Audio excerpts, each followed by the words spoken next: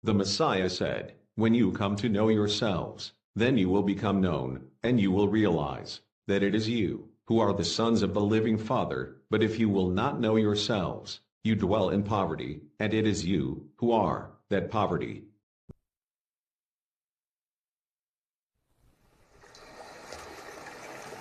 Welcome to Antique, where the mountain meets the sea. Crew high!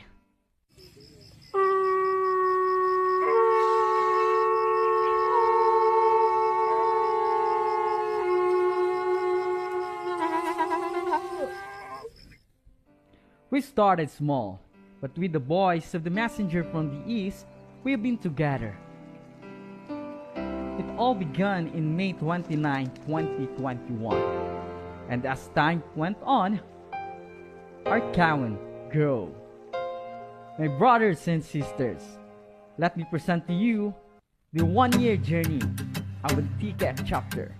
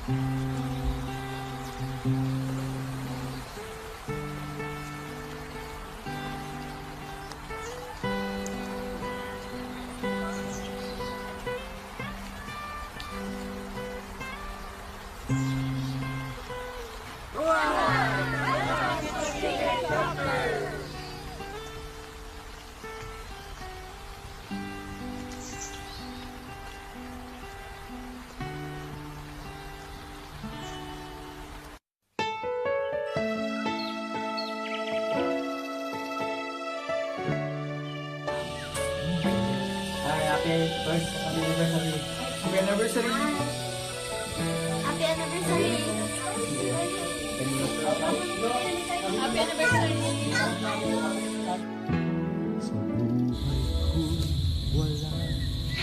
Kruhay Oferian, Kruhay Antique. Happy first founding anniversary Antique chapter. Bilang sisi po ng aming probinsya, ako po ay taus-pusong nagpapasalamat sa Aba na nakarating kami sa isang taon na matibay, matatag, at namumuhay sa katwiran na ayon sa Torah at Covenant. Gayon din sa Joshua Committee, sa priesthood na 24/7 na gumagabay, at lalo na kay King Oferio sa mga mensahe niya na nagbukas sa aming kaisipan sa mga katotohanan. Maraming salamat po. Halalwaya alayang. Aming sinasamba, larawan ng dakilang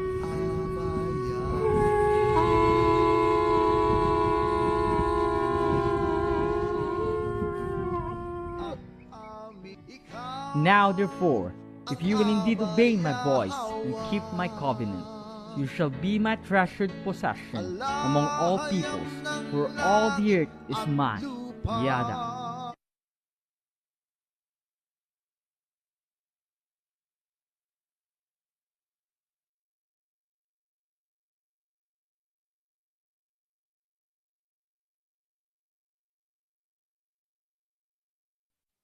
Magandang umaga mga kapatid.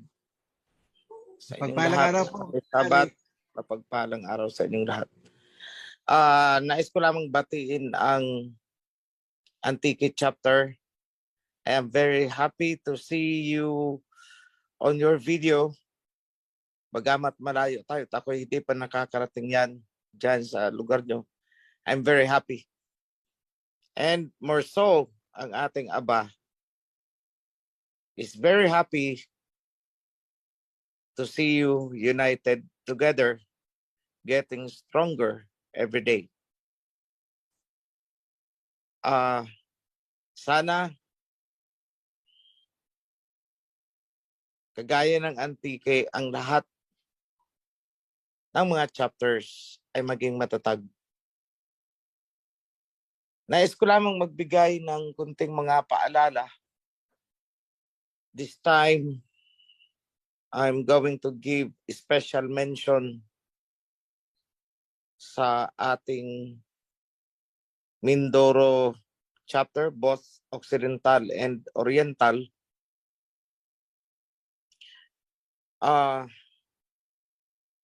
Hindi ko alam kung paano ito sasabihin sa inyo. Pero be warned of the spirit of Jezebel that will soon knock at the door of your chapter. So attention and heads up sa mga chapter coordinators ng probinsya.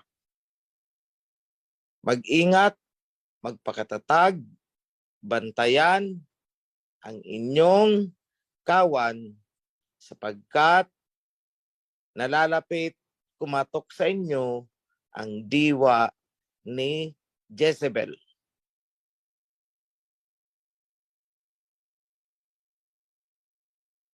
Similarly, sa Cavite, nalalapit din kumatok sa inyo ang diwa ni Jezebel.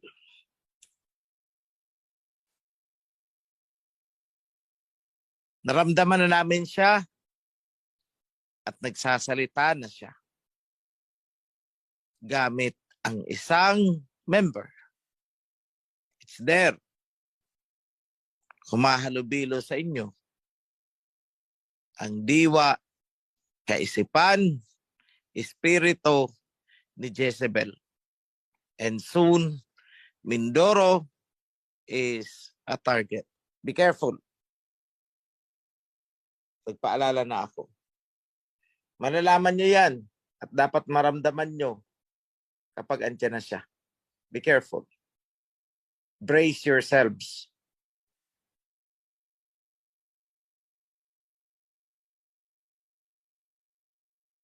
Pangalawang gusto kong ipabatid sa inyo, ang atin pong templo sa Mount Zion is ongoing ang construction. Tumayo na ang mga pundasyon, ang mga haligi. Nasa tie beam na sila ngayon. So, unti-unti nang nagkakaroon ng shape. Bagamat may mga panahon na hindi makagawa dahil sa, pag-uulan. But it is ongoing. So, mamaya, I hope somebody from Kasili could show the latest progress. Pangatlo, sa pinakamataas na level ng pamunuan, may mga bagay na hindi pa kami handa o hindi pa pwedeng i-announce sa inyo, pero very soon mararamdaman nyo na lang yan. So I am currently engaged in many activities, mga top level arrangements, pero ito ay nauugnay din sa ating covenant, isang cornerstone of the kingdom. So remember the cornerstones of our kingdom. We have foreign relations, priesthood, defense, and security. At ang pang-apat is on the economic side. So I am working on those foundations especially on the economic side. Dahil kung aasahan lang natin ang tithes for the needs ng kawan, medyo matatagalan tayo. So I'm working on another means which has been promised on the covenant. So on the economic side. So hindi ako makakapagbigay ng anumang impormasyon, anumang detail, because we need to work on high level confidentiality as of this moment.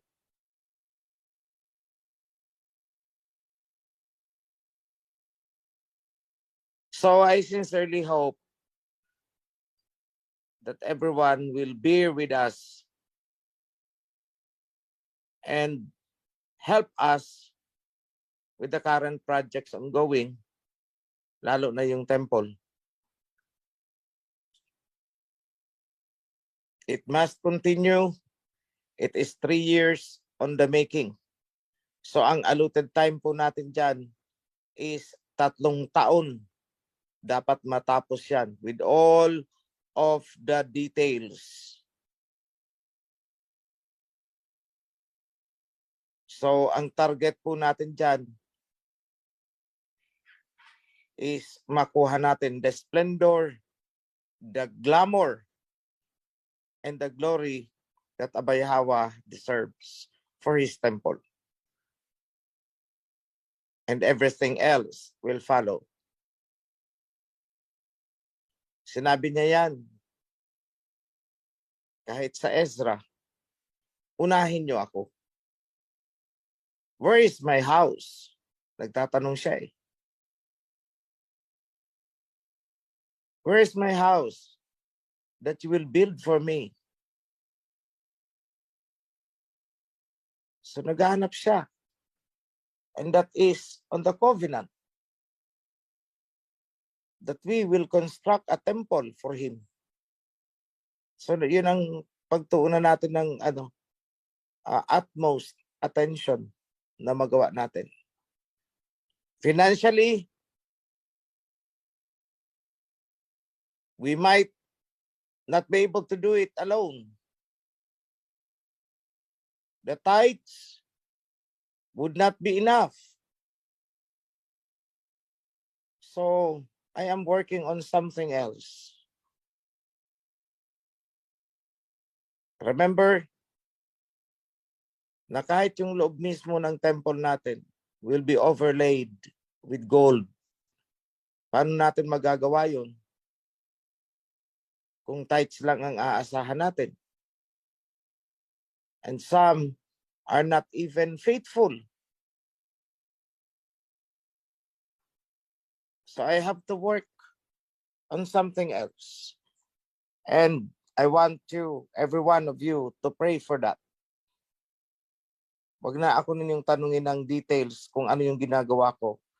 As what I have said, it is confidential muna.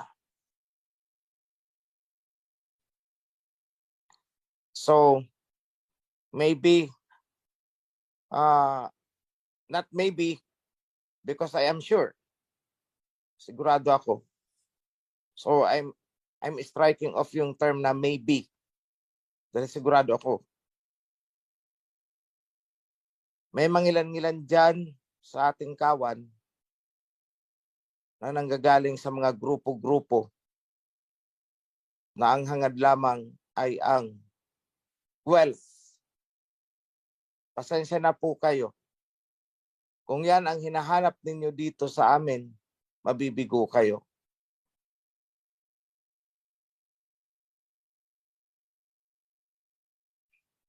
The wealth is not ours. It belongs to Abba. So wag niyo pong hanapin sa amin yan. Dahil wala pong magkakamit niyan. Wala. As in wala. Dahil nasusulat yan sa Hagay. The gold is mine. The silver is mine. Kanya hindi atin. So wag na po ninyong hangarin na mapasa inyo.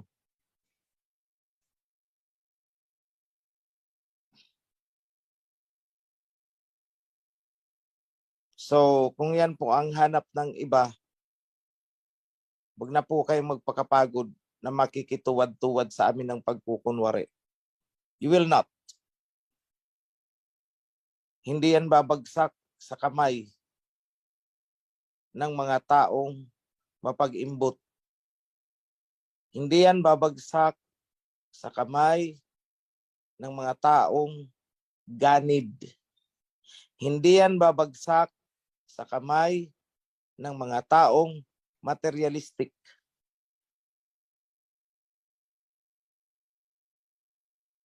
Sapagkat nakatalaga yan na ang hahawak niyan ay tanging ang mga taong matataas ang level of spirituality ayon sa covenant. Tandaan niyo yan. So kung yan ang hinahanap niyo sa amin, sorry po. Mabibigo kayo. Huwag na kayo magpakapagod.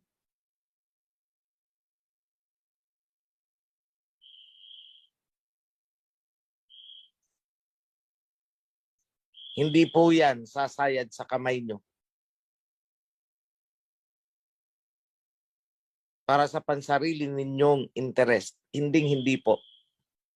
I'm sorry.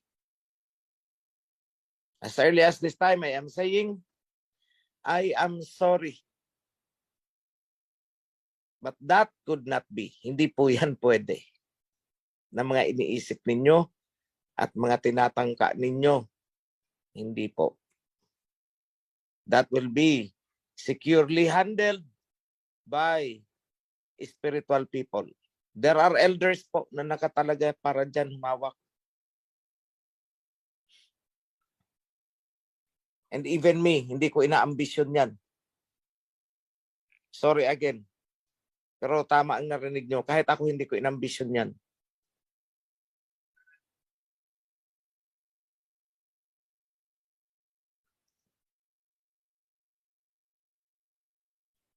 So yan po ang aking mga mensahe ngayon. Pang-apat is yung Torah. Our Torah and Covenant revision. We will begin soon yung second reading. Mga final touches. Counter-checking na lang. To make sure everything has been fulfilled ayon sa objectives. So,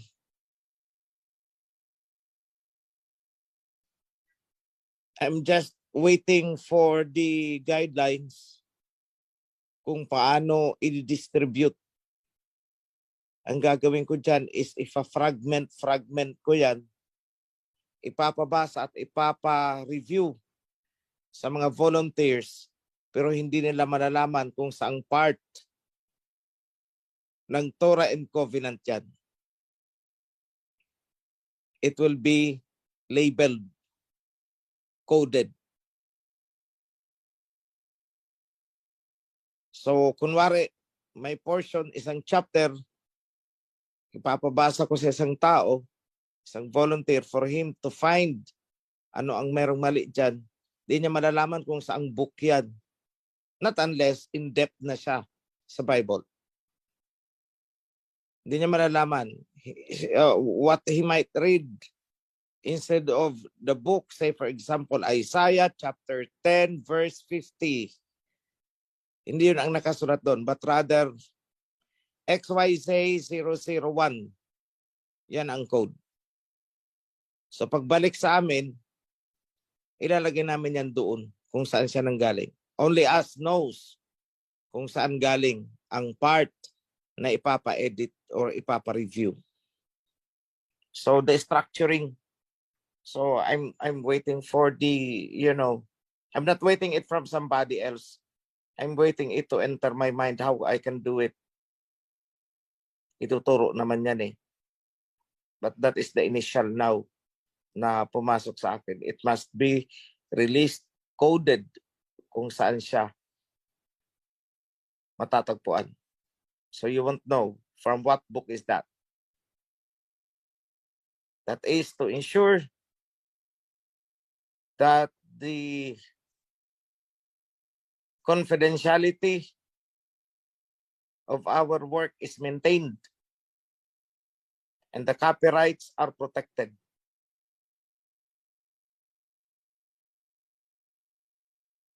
So as you can see, may mga major projects tayong ongoing.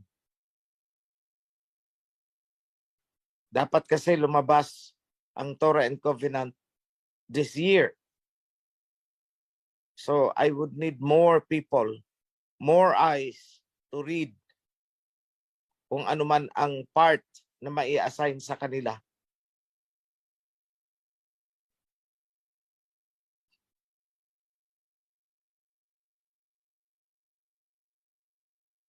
Second, still about the revision.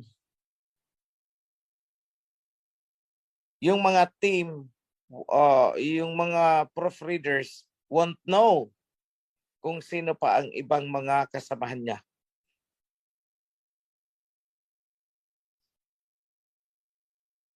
So kung may ini-assign sa'yo, hindi mo malalaman kung sino-sino pa yung mga tao na binigyan din. There will be a Chinese wall. Chinese wall ang tawag dyan. Hindi mo malalaman kung sino ang ka-teamwork mo, but you will be working in a very synchronized way. So all of those interested, kindly contact anyone from the priesthood or sa Joshua na lang siguro. And Joshua will facilitate na makarating sa akin. Whoever would that be. So yan lang mga kapatid ang aking mensahe sa ngayon. Announcements. For my message, I'd like to focus on obedience pa rin. Dahil yung pa rin ang problema natin hanggang ngayon.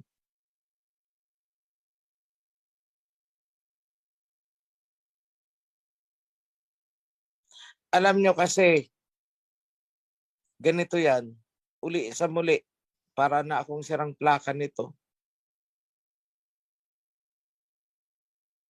Lahat ng kasalanan, kung tutuusin natin, lahat nagbo-boil down sa iisang salita, disobedience. Lahat ng kasalanan, dyan, bumabagsak, disobedience. Nag-commit ka ng adultery, that is disobedience. Actually. Ano mang pagkakasala mo, disobedience yan. Administrative and spiritual na pagkakasala, disobedience yan. So ang kasalanan ay nag-iisa actually, disobedience. Ngayon, sa mga obedient naman, pwede kayong i-classify sa maraming klase. Basically, siguro ko 3. Yung mga obedient with a happy heart.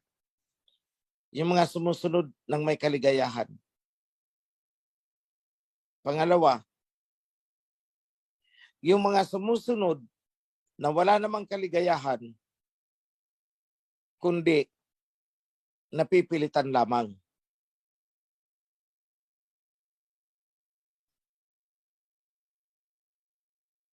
So, ibang klase yan, sumusunod, pero napipilitan lang.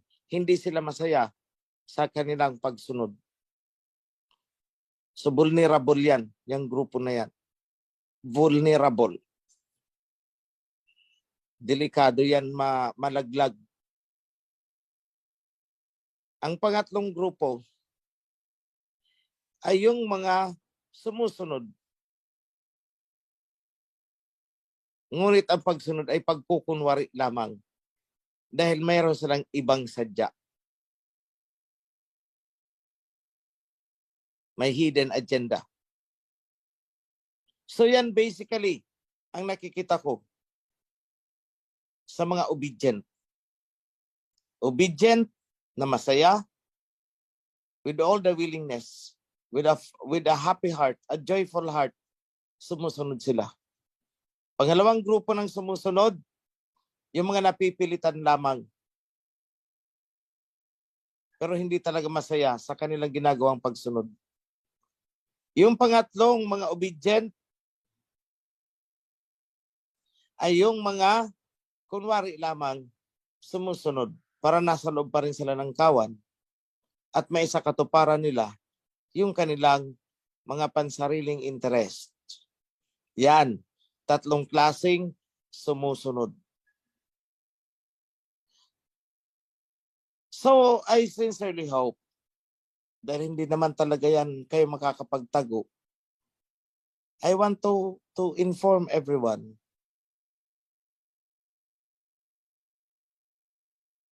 na ang pinipili ko sa tatlong yan ay isang grupo lamang. Yung sumusunod, willingly, sumusunod ng may kaligayahan sa kanilang puso. Yun lang ang gusto ko. The rest, asahan ninyo. Malalaglag kayo. Kahit anong gawin yung kapit ko, tatagpasin ko kayo.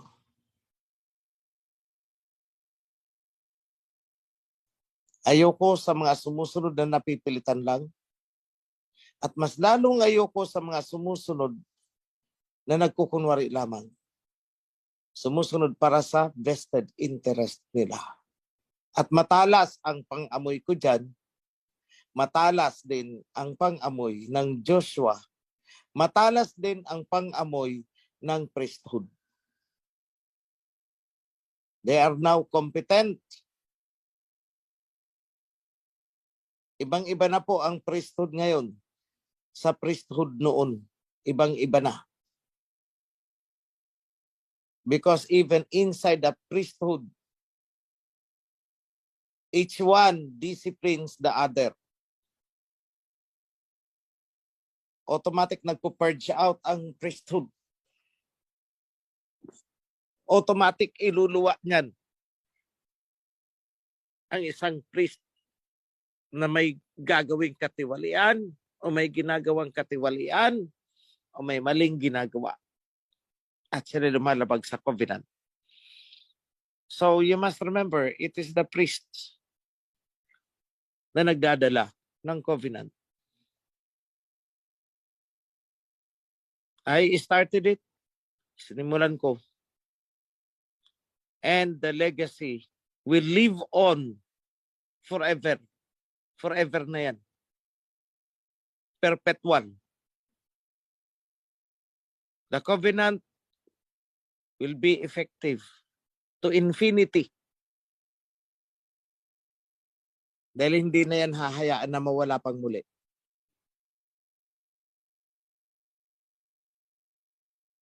Tandaan natin ang sinabi ng Abay Hawa. My covenant is everlasting. From generation to generation. Hanggat may araw at may gabi, walang mababali, hindi mababali ang aking covenant. Hanapin nyo, andyan yan. Lahat, sinabi yan ni Abay Hawa. For as long as there is day or night, and even the day and the night cannot break my covenant, lalo na yung covenant kay Levi, the covenant with the priesthood.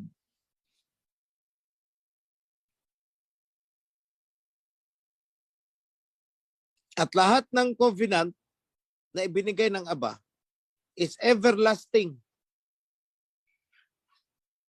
Wala siyang sinira na covenant. Wala siyang dineclare as null and void. Walang covenant na sinabi niyang tapos na yun, wala na yun. Wala. Lahat ng covenant from one covenant to another is binding to eternity.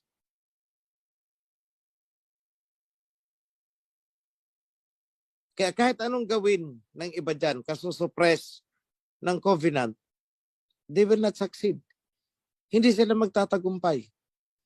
So akala nga ng mga sekta at mga relihiyon, napatay na nila ang covenant.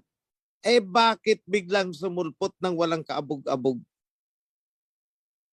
Mula sa silangan, mula sa isang tao na hindi nila sukat akalain, doon sumulpot muli ang covenant. At hindi ako nagmamalaki. Sa akin po sumulpot ang covenant.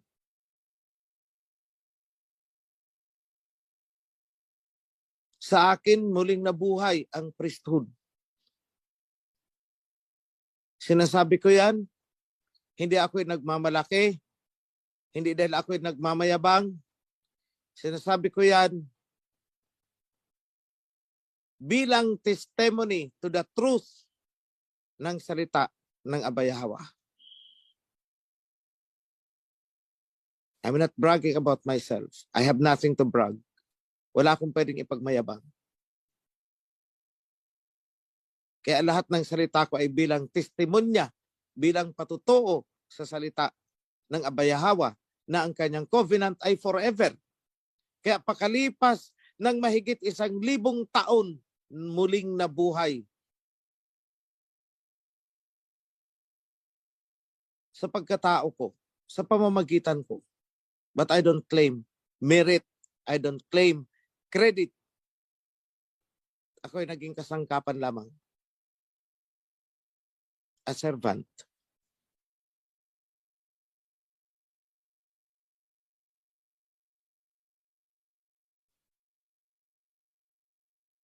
So totoo ang sinabi ni Abayahawa na ang kanyang covenant ay forever. Ang kanyang covenant kay Levi ay forever at hindi mawawala, hindi mababaliwala at hindi mawawala ng bisa hanggat merong gabi at merong araw. 1,000 taon mahigit. Actually 2,000 taon mahigit. 3,000 taon mahigit, 4,000 taon mahigit. Bakit? Kailan ba ibinigay ang covenant? Time of Moses.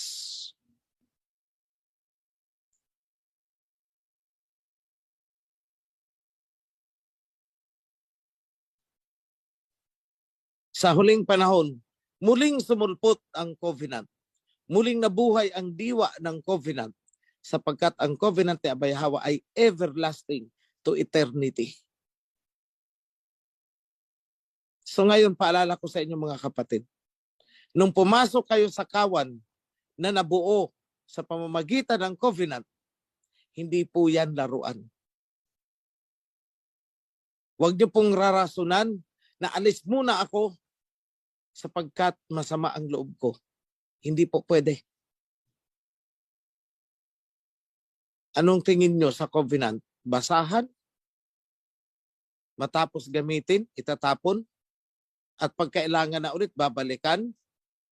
Ganun ba? Masaya ka o malungkot? Nagagaanan ka o nabibigatan ka?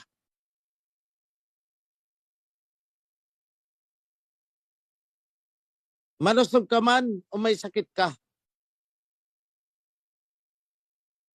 Once tinanggap mo ang covenant, di mo na pwedeng iwanan yan.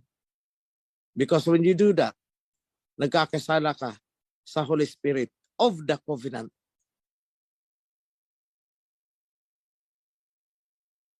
Kaya nga hindi yan kaning parang isusubo mo lang at pag napasok ka, iluluwa mo.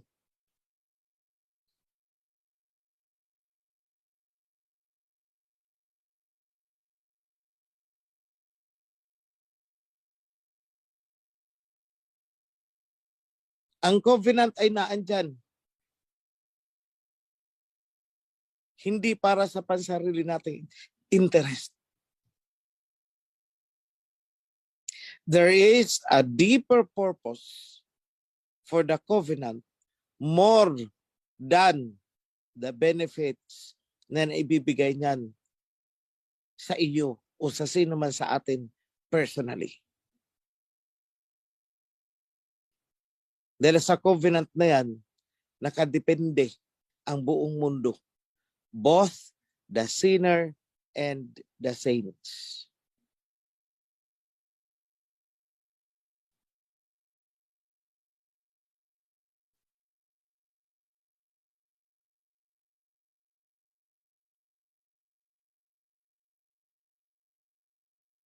Naalala niyo ang Sodom and Gomorrah? Ano ang sabi ng Aba? Nung nakikipag-bargain sa Abraham. Kung merong 20 na susunod sa'yo, gugunawin mo pa ba ang Sodom at Gomorrah? Sabi niya hindi. Alang-alang sa 20 na sumusunod. Hanggang sa pababa. So ibig sabihin, kahit pala ang mga makasalanan ay nakadepende sa atin, sa ating ginagawang pagsunod sa covenant.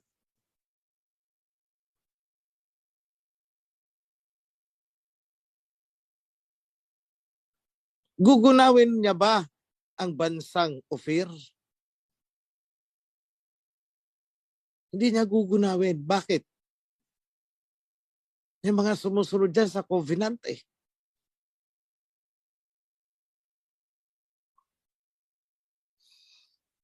Nandiyan sila. Sa pagsunod mo sa loob ng covenant, kung ikaw ay nadapa, babangon ka sa loob pa rin ng covenant.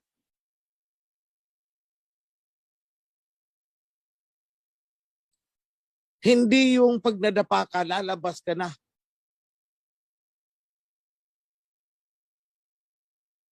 Sa jurisdiction ng covenant.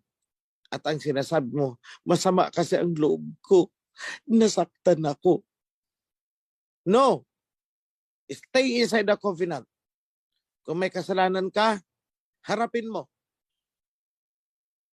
Hindi yung iiwas ka at lalabas ka sa covenant para hindi ka mapatawan ng sanction. Inside the covenant, there is a reward for everything. And there is a punishment for everything.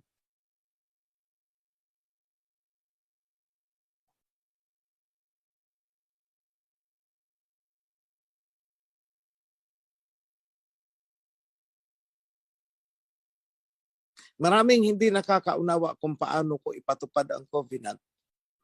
Maraming hindi makaunawa sa aking mga pamamaraan. Ito lang masasabi ko sa inyo. Huwag niyong questionin. Huwag niyong kontrahin ang aking pamamaraan. Dahil hindi niyo talaga kayang unawain ang aking pamamaraan. Kahit anong gawin niyo. Hindi niyo mauunawaan ang mga pamamaraang ginagamit ko. Dahil nagbabago-bago yan. Depende sa panahon at depende sa mga taong kaharap ko.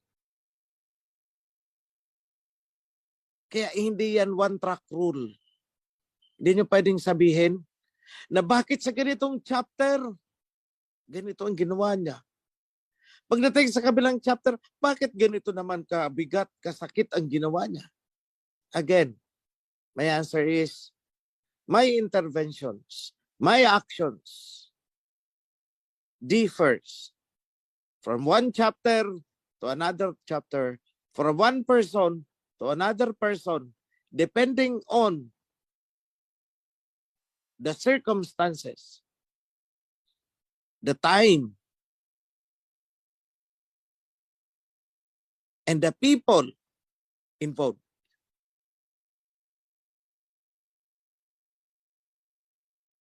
Please do not question my ways and means. Just obey. Ngayon, kung ayaw mo sa patakarang yan, then get out. You are free.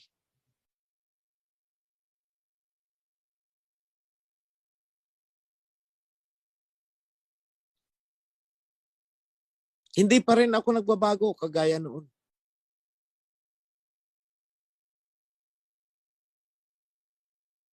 I never changed.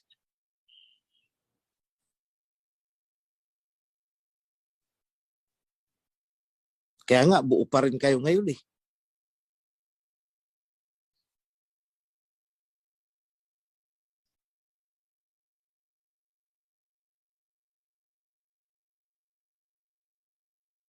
Nasusulat. What has been will be again. What has been done will be done again. Nothing has changed under the sun. Nasusulat. I am Yahweh. I did not change. That's why you, descendants of Jacob, are not destroyed. So do not question the ways and means. Dahil tulad noon, ganyan pa rin hanggang ngayon. At hanggang sa mga darating na panahon. The actions and interventions depends on the people. The more na matigas ang puso nyo, the more na matigas ang magiging action.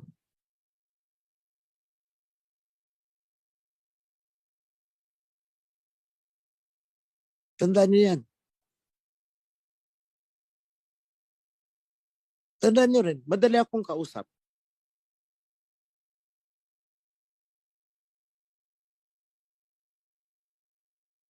Nakikinig ako.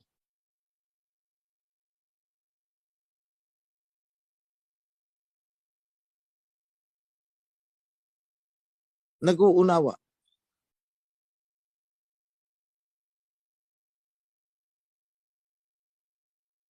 Pero wag sasagarin.